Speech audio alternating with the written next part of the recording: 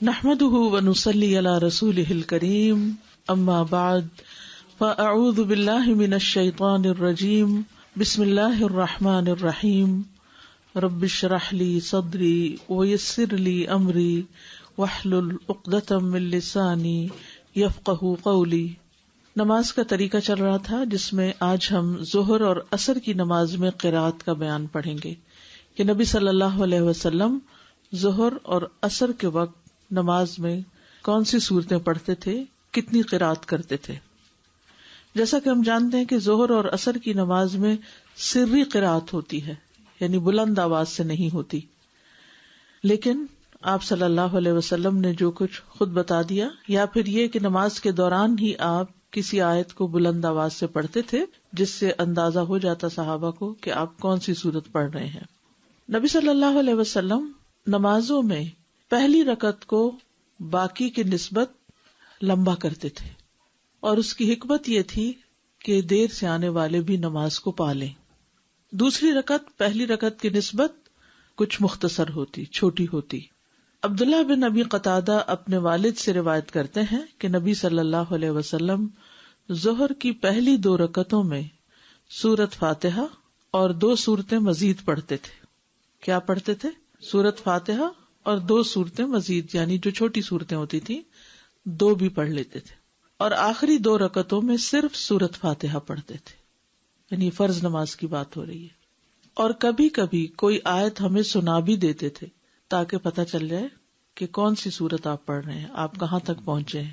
اور آپ پہلی رکعت کو دوسری رکعت سے لمبا کرتے تھے۔ اسی طرح عصر اور صبح کی نماز میں بھی یہی معمول تھا۔ تو کتنی باتیں پتہ چلی؟ نمبر 1، پہلی رکعت دوسری رکعت سے طویل ہوتی تھی۔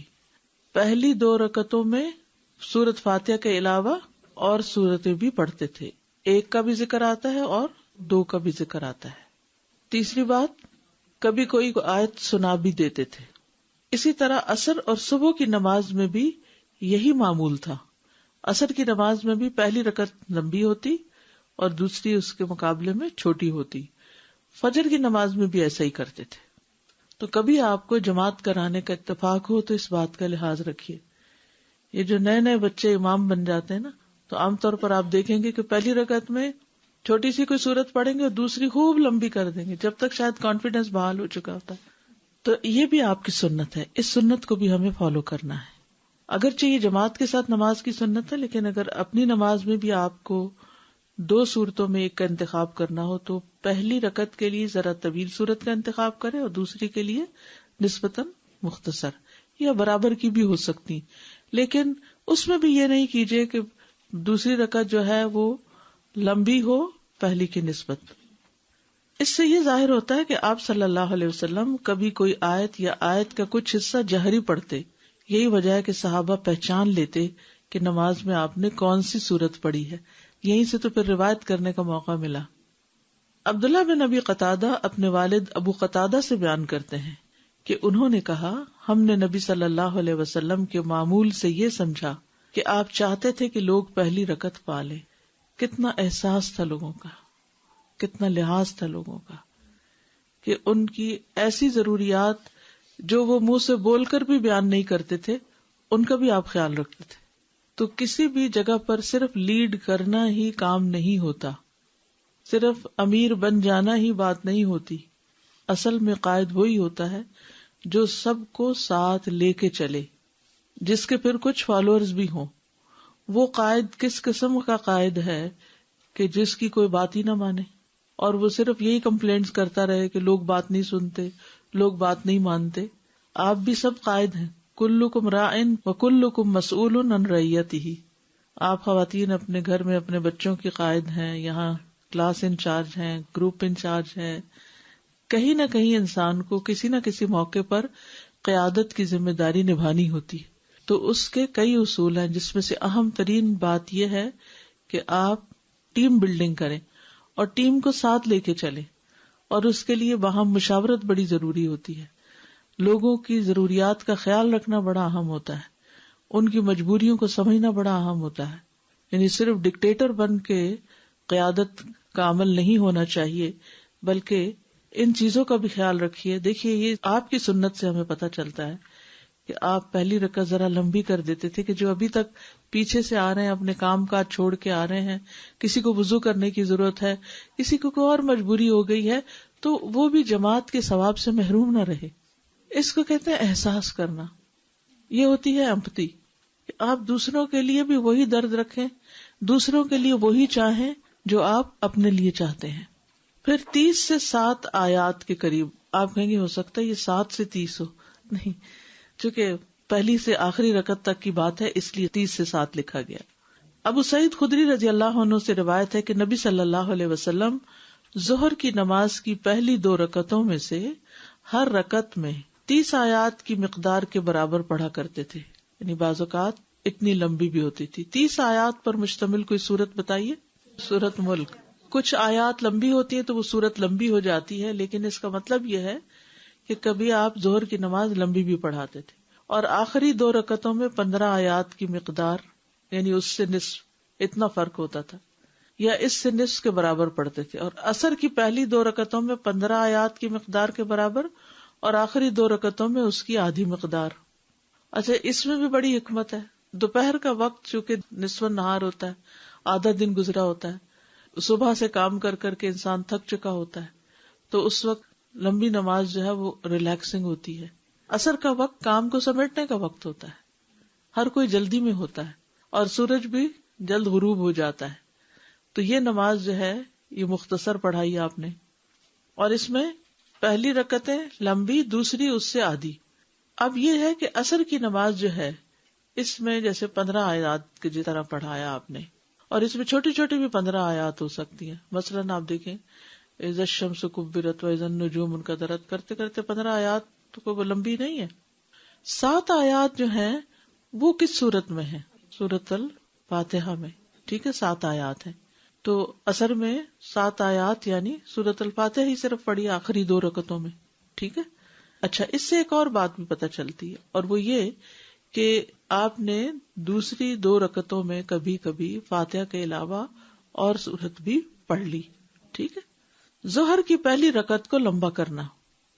قضاء سے روایت ہے, انہوں نے کہا میں ابو سعید خدری کی خدمت میں حاضر ہوا, ان کے پاس استفادے کے لیے کثرت سے لوگ موجود تھے. جب یہ لوگ ان سے رخصت ہو کر منتشر ہو گئے تو میں نے عرض کی میں آپ سے ان چیزوں کے بارے میں سوال نہیں کروں گا جن کے بارے میں لوگ آپ سے سوال کر رہے تھے. میں نے کہا میں آپ سے رسول اللہ صلی اللہ علیہ وسلم کی نماز کے بارے میں پوچھتا ہوں. تو انہوں نے کہا اس سوال میں تیرے لیے بھلائی نہیں ہے, یعنی یہ مت پوچھو. وجہ کیا تھی؟ کیونکہ نماز پڑھانے والے حکمرانوں کے پیچھے ایسی نماز نہیں پڑھ سکو گے, یعنی وہ تو مختصر پڑھاتے ہیں, تو تم پوری طرح سنت کو یہاں نہیں فالو کر سکتے, لہذا ایسے سوال کا فائدہ نہیں. قضا نے دوبارہ وہی سوال پوچھا تو ابو سعید خدری نے کہا ظہر کی نماز کھڑی کی جاتی, یعنی یہ اب نبی صلی اللہ علیہ وسلم کے دور کی بات ہے, اور ہم میں سے کوئی بقیع کی طرف جاتا, اپنی ضرورت پوری کرتا, پھر اپنے گھر آ کر وضو کرتا, اس کے بعد واپس مسجد آتا, تو رسول اللہ صلی اللہ علیہ وسلم ابھی پہلی رکعت میں ہوتے. تو وہ سورۃ الملک جتنی طوالت ہو گئی نا, یعنی آپ اپنے دور میں تو اتنی لمبی نماز بھی ظہر کی پڑھا دیتے تھے, لیکن بعد کے ادوار میں جب لوگ دنیا میں زیادہ مشغول ہو گئے تو نمازوں کے لیے وقت کم ہو گیا. اب ہم سب کہتے ہیں ہم بہت مصروف ہیں, جلدی جلدی جلدی. اور مثلاً آپ کا جب ویکینڈ اسکول ختم ہوتا ہے, یہ کلاسز ختم ہوتی ہیں, تو اس کے بعد کتنے لوگ اس کے لیے تیار ہیں کہ وہ سورۃ الملک جیسی سورت پڑھانے والے امام کے پیچھے نماز پڑھیں. سب چھوڑ کے چلے جائیں, ویسے ہی چھوڑ کے چلے جاتے ہیں کہ ہم اپنی پڑھ لیں گے, جلدی سے پڑھ کے 4 رکعت, وہ تو پتہ نہیں کب پڑھیں گے اور پتہ نہیں کتنی لمبی کر دیں. تو آج تو ہمارا یہ حال ہو گیا ہے کہ ہم خانہ پوری کرنا چاہتے ہیں لیکن اللہ کی عبادت کا حق ادا نہیں کرنا چاہتے. لیکن بہرحال کبھی آپ اکیلے ہوں, خاص طور پر جو لوگ قرآن حفظ کر رہے ہیں, کچھ لوگ ہیں نا کہ جو سورۃ البقرہ شروع کر دی انہوں نے, پھر کبھی الملک یاد کر لی, تو اس کی ریویژن کا بڑا اچھا وقت ہوتا ہے. خصوصاً اگر آپ خواتین گھر میں اکیلے ہیں تو اپنا ٹائم ٹیبل ایسا بنائیے کہ نماز کے وقت کے لیے کم از کم اتنا وقت نکالیے کہ جہاں آپ تسلی سے نماز پڑھ سکیں. اور اس میں آپ دیکھیں گے پتہ بھی نہیں چلے گا کہ 2 صفحے آپ ایسے ہی پڑھ جائیں گے 1 رکعت میں, اور خوب انجوائے کریں گے. ظہر میں سورۃ الاعلیٰ کی قرات, اب آپ دیکھیے طویل بھی پڑھی اور اس سے کم بھی، درمیانے درجے کی بھی. جابر بن سمرہ رضی اللہ عنہ سے مروی ہے کہ نبی صلی اللہ علیہ وسلم ظہر کی نماز میں سبح اسم ربک الاعلی اور صبح فجر کی نماز میں اس سے لمبی قرات کرتے تھے، یعنی سورۃ الاعلی سے زیادہ لمبی سورت ہوتی تھی. ظہر میں اللیل اور عصر میں بھی اس جیسی صورتیں پڑھنا. جابر بن سمرہ سے روایت ہے، کہتے ہیں کہ نبی صلی اللہ علیہ وسلم نماز ظہر میں واللیل اذا یغشا اور عصر میں بھی اسی طرح کی قرات فرماتے تھے، اور صبح فجر کی نماز میں اس سے لمبی قرات فرماتے. یعنی کمپیریزن کر کے بتا دیا کہ فجر کی نماز زیادہ لمبی ہوتی تھی. بہرحال ظہر میں سورۃ الانشقاق کی قرات. عبداللہ بن بریدہ اسلمی اپنے والد سے روایت کرتے ہیں کہ نبی صلی اللہ علیہ وسلم ظہر کی نماز میں اذا السماء انشقت اور اسی طرح کی صورتیں پڑھا کرتے تھے، جیسے سورۃ البروج ہے، سورۃ البینہ ہے، سورۃ الاعلی، سورۃ الطارق وغیرہ. ایک اور روایت میں جابر بن سمرہ کہتے ہیں کہ رسول اللہ صلی اللہ علیہ وسلم ظہر اور عصر میں والسماء والطارق اور والسماء ذات البروج اور اس جیسی صورتیں پڑھتے تھے. اب ان ساری احادیث کو سامنے رکھا جائے تو اس سے یہ پتہ چلتا ہے کہ نبی صلی اللہ علیہ وسلم ظہر کی نماز معتدل پڑھتے تھے، نہ بہت چھوٹی اور نہ بہت لمبی، لیکن کبھی کبھار لمبی سورت پڑھنے کی بھی سنت ملتی ہے. ایک اور بات یہ کہ آپ نے صورتیں مختص نہیں کی ہوئی تھی، خاص نہیں کی ہوئی تھی کہ ظہر میں لازماً یہی پڑھنی ہے. مقدار بتا دی گئی کہ تقریباً اتنی، اس جیسی صورتیں، اس جیسی صورتیں، یعنی اس سائز کی صورتیں. تو آپ کے پاس اوپن چوائس ہے، جو بھی آپ کو یاد ہے جتنا بھی آپ پڑھ سکتے ہیں، لیکن تھوڑا سا وقت نماز کو بھی دینا ہمارے حق میں بہتر ہے. پھر مغرب کی نماز میں پڑھی جانے والی صورتیں. سورۃ الطور کی قرات. جبیر بن مطعم روایت کرتے ہیں کہ میں نے رسول اللہ صلی اللہ علیہ وسلم کو مغرب میں الطور پڑھتے سنا. سورۃ المرسلات. ام فضل بنت حارث کہتی ہیں میں نے نبی صلی اللہ علیہ وسلم کو مغرب کی نماز میں والمرسلات عرفا پڑھتے سنا. الاعراف کی قرات. ابن ابی ملیکہ سے روایت ہے کہ مجھے عروہ بن زبیر نے خبر دی کہ مروان نے کہا کہ زید بن ثابت رضی اللہ عنہ نے مجھ سے کہا کیا وجہ ہے کہ تم مغرب میں چھوٹی صورتیں پڑھتے ہو، حالانکہ میں نے رسول اللہ صلی اللہ علیہ وسلم کو 2 بڑی صورتوں میں سے زیادہ بڑی صورت پڑھتے ہوئے دیکھا ہے. ابن ابی ملیکہ نے پوچھا 2 لمبی صورتوں میں سے زیادہ لمبی کون سی ہے؟ کہا الاعراف. یعنی آپ سے یہ بھی ثابت ہے کہ آپ نے مغرب کی نماز میں بھی الاعراف جیسی صورت کو پڑھا. تو اندھیرا ہو گیا ہوگا اچھا خاصا. حضرت عائشہ سے مروی ہے کہ رسول اللہ صلی اللہ علیہ وسلم نے مغرب کی نماز میں سورۃ اعراف 2 رکعتوں میں تقسیم کر کے پڑھی. سورۃ الانفال کی قرات. ابو ایوب رضی اللہ عنہ سے مروی ہے کہ نبی صلی اللہ علیہ وسلم مغرب کی 2 رکعتوں میں سورۃ الانفال کی قرات کرتے، یعنی 1 سے زیادہ بار ہوا. پھر سورۃ محمد کی قرات. ابن عمر سے مروی ہے کہ نبی صلی اللہ علیہ وسلم نے ان کو مغرب کی نماز میں الذین کفروا وصدوا عن سبیل اللہ پڑھائی. تو اس سے یہ پتہ چلتا ہے کہ مغرب کی نماز میں ہمیشہ صرف چھوٹی ہی صورت نہیں، کبھی لمبی صورت بھی پڑھی جا سکتی ہے. عشاء کی نماز میں پڑھی جانے والی صورتیں. رسول اللہ صلی اللہ علیہ وسلم کا نماز عشاء میں پہلی 2 رکعتیں لمبی کرنا. جابر بن سمرہ روایت کرتے ہیں انہوں نے فرمایا اہل کوفہ نے عمر رضی اللہ عنہ سے سعد بن ابی وقاص رضی اللہ عنہ کی شکایت کی تو عمر رضی اللہ عنہ نے انہیں معزول کر کے عمار بن یاسر کو ان پر تعینات کر دیا. سعد بن ابی وقاص کیا تھے؟ گورنر تھے، انہوں نے ان کو معزول کر دیا کیونکہ لوگوں نے سعد کی بہت شکایات کی تھی. یہ بھی کہہ دیا کہ وہ اچھی نماز نہیں پڑھاتے. بس عمر رضی اللہ عنہ نے انہیں بلا بھیجا اور کہا اے ابو اسحاق، یہ لوگ کہتے ہیں کہ تم اچھی طرح نماز نہیں پڑھاتے ہو. ابو اسحاق نے جواب دیا اللہ کی قسم میں انہیں رسول اللہ صلی اللہ علیہ وسلم کی نماز پڑھاتا ہوں، میں اس میں ذرہ برابر بھی کوتاہی نہیں کرتا. میں نماز عشاء پڑھاتا ہوں تو پہلی 2 رکعتوں میں زیادہ دیر لگاتا ہوں اور آخری 2 رکعتوں میں تخفیف کرتا تھا کیونکہ نبی صلی اللہ علیہ وسلم اسی طرح پڑھتے تھے. تو حضرت عمر نے کہا ہے ابو اسحاق تمہاری نسبت ہمارا گمان یہی ہے. بعض اوقات لوگ شکایتیں کرتے ہیں لا علمی کی بنا پر، ان کے نزدیک یہ اچھی نماز نہیں کیونکہ انہیں خود نہیں پتا کہ اچھی نماز کیا ہوتی ہے. سورۃ التین کی قرات. برا رضی اللہ عنہ سے روایت ہے انہوں نے کہا کہ میں نے نبی صلی اللہ علیہ وسلم کو عشاء کی نماز میں والتین والزیتون پڑھتے ہوئے سنا اور میں نے آپ سے زیادہ خوش آواز یا اچھا پڑھنے والا کوئی نہیں سنا. الشمس، الاعلی، العلق، اللیل کی قرات. جابر رضی اللہ عنہ سے روایت ہے کہ معاذ بن جبل انصاری رضی اللہ عنہ نے اپنے ساتھیوں کو عشاء کی نماز لمبی پڑھائی. ہم میں سے ایک آدمی چلا گیا اور اس نے علیحدہ نماز ادا کی. معاذ کو اس بات کی خبر دی گئی تو انہوں نے کہا کہ وہ منافق ہے. جب اس آدمی کو یہ خبر پہنچی تو اس نے رسول اللہ صلی اللہ علیہ وسلم کے پاس حاضر ہو کر معاذ کی اس بات کی خبر دی تو نبی صلی اللہ علیہ وسلم نے معاذ رضی اللہ عنہ سے کہا, کیا تم فتنہ پرور بننا چاہتے ہو؟ اے معاذ, جب تم لوگوں کو نماز پڑھاؤ تو والشمس وضحاہا سبح اسم ربک الاعلی اقرأ بسم ربک الذی خلق واللیل اذا یغشی پڑھا کرو. یعنی عشاء کی نماز میں یہ صورتیں پڑھایا کرو. سورۃ الانشقاق کی قرأت. ابو رافع سے روایت ہے, انہوں نے کہا کہ میں نے ابو ہریرہ رضی اللہ عنہ کے ہمراہ عشاء کی نماز پڑھی تو انہوں نے اذا السماء انشقت پڑھی اور اس میں سجدہ کیا. جب میں نے ان سے سجدے کے متعلق دریافت کیا تو انہوں نے فرمایا, میں نے ابو القاسم کے پیچھے سجدہ کیا صلی اللہ علیہ وسلم, لہٰذا میں ہمیشہ اس میں سجدہ کرتا رہوں گا یہاں تک کہ قیامت کے دن میری آپ سے ملاقات ہو جائے. اب یہاں پر آپ دیکھیے, یعنی اب تک سب نمازیں کور ہو گئی ہیں. فجر کی نماز کل آپ نے پڑھی, اب ظہر, عصر, مغرب, عشاء, دونوں طرح کے طریقے ملتے ہیں. طویل سے طویل صورتیں بھی پڑھی گئی ہیں ان میں اور مختصر سے مختصر بھی. کیوں؟ اس کی وجہ کیا ہے؟ آگے ہم اس کی قرات کو مختصر کرنے کے عوامل دیکھیں گے کہ آپ لمبی پڑھتے تھے لیکن کبھی چھوٹی کیوں پڑھتے تھے. ہو سکتا ہے یہ سوال آپ کے ذہن میں بھی ہو. اس میں سب سے اہم ترین نقطہ جو ہے وہ ہے سہولت, لوگوں کی رعایت, لوگوں کے لیے آسانی, کہ لوگ عبادت کرتے رہے. جب سے ہم نے لوگوں پر 17 رکعتیں فرض کر دی, فرض کے درجے میں ان کو لازم کر دی, تو لوگوں نے پھر کیا کیا؟ اس کے جواب میں نماز ہی پڑھنی چھوڑ دی.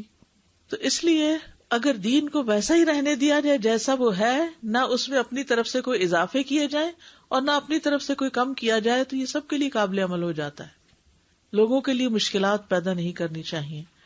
آپ نے وہ حدیث پڑھی ہوگی نا جو نبی صلی اللہ علیہ وسلم نے اپنے 2 ساتھیوں کو ذمہ داری دیتے ہوئے کہی تھی کہ یسرا ولا تعسرا بشرا ولا تنفرا, یعنی یسرا آسانی کرو, ولا تعسرا مشکل نہ کرو, لوگوں کے لیے مشکل نہ پیدا کرو, اور بشرا خوشخبریاں دیا کرو, اچھی خبریں سنایا کرو انہیں, ولا تنفرا اور متنفر نہ کیا کرو. کس سے؟ نہ اپنے سے, نہ دوسروں سے, نہ دین سے, نہ اللہ اور اس کے رسول سے. نفور ہوتا ہے عربی زبان میں بھاگ جانا, یعنی لوگوں کو بھگایا نہ کرو. ایسے کام اور ایسی چیزیں مت دو ان کو کہ جس سے وہ بھاگ ہی جائیں. یہ سب کچھ ہم سے نہیں ہوتا.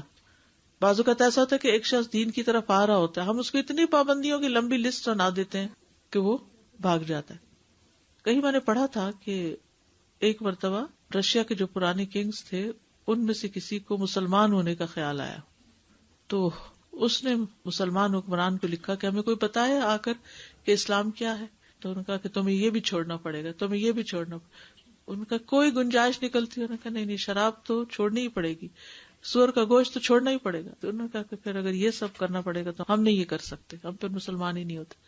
پھر لوگوں کو لا الہ الا اللہ تو پڑھنے دو. جب وہ لا الہ الا اللہ پڑھ لے گے تو نبی صلی اللہ علیہ وسلم نے حضرت معاذ بن جبل کو کیا کہہ کے بھیجا تھا کہ لوگوں کو لا الہ الا اللہ کی دعوت دو. جب وہ یہ پڑھنے لگ جائے تو پھر کیا کرو؟ 5 وقت کی نماز. جب وہ یہ سیکھ جائے تو پھر زکوٰۃ, اور لوگوں سے ایاک وکرائم اموالہم, ان کے پسندیدہ بہترین مال مت لینا ان سے. یعنی زکوٰۃ میں یہ نہیں کہ چن چن کے جو اچھے جانور ہیں وہ نکال لینا کہ یہ زکوٰۃ کے مال میں دو. Let them decide. یعنی کچھ چیزیں ہوتی ہیں جن پہ انسان کو آنکھ بند کرنی پڑتی ہے. اپنے بچوں کی تربیت ہو یا اپنے اسٹوڈینٹس کی تربیت ہو, جانتے ہوئے بھی کہ یہ ڈنڈی مار رہے ہیں, کوئی بات نہیں, ابھی یہ اتنا امپورٹنٹ نہیں, ابھی اس سے امپورٹنٹ چیزیں فکس کرنی ہے. جب وہ ہو جائیں گی تو پھر یہ بھی کر لیں گے. سب کچھ اکٹھا نہ شروع کر دیں کہ اس سے لوگوں کے لیے مشکلات پیدا ہو جاتی ہیں, لوگ بھاگ جاتے ہیں. تو یہاں بھی ہم دیکھتے ہیں کہ نبی صلی اللہ علیہ وسلم کی تنہائی کی نماز, ابھی آگے دیکھیں گے کتنی طویل ہوتی تھی, جو تہجد کی نماز تھی. لیکن جب آپ لوگوں کو نماز پڑھاتے تھے تو مختصر پڑھاتے تھے, جتنا ایک ایوریج انسان برداشت کر سکتا ہے. کھڑے ہونا, وقت نکالنا, اپنے کام کاج کاروبار میں سے